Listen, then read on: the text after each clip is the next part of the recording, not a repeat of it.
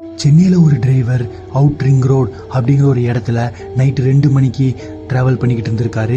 அந்த டைமில் சாலை ஓரமாக கையை உயர்த்தி ஒரு பெண் வண்டியை நிப்பாட்டுங்க அப்படின்னு சொல்லியிருக்காங்க.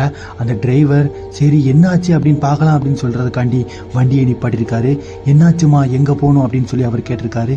அவங்க பக்கத்தில் இருக்க அந்த பஸ் ஸ்டாண்டில் மட்டும் என்னை விட்டுறீங்களா அப்படின்னு சொல்லியிருக்காங்க. வாங்கம்மா ஏறுங்க, நான் விட்டுறேன்னு சொல்லி அவர் சொல்லியிருக்காரு. அந்த பெண்ணை வண்டியில் ஏற்றிட்டு இவரும் வண்டியை ஓட்டிட்டு போய்கிட்டு இருந்திருக்காரு.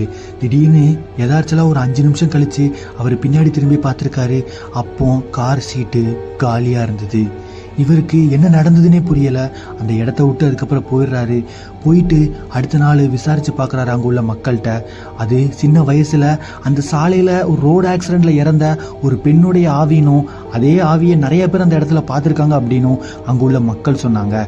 அந்த சாலையில லோக்கல் பீப்புள்ஸும் சரி, அந்த இடத்த பற்றி தெரிஞ்சவங்களும் சரி, அதுக்கப்புறம் எப்போவுமே அந்த சாலையில போகலை.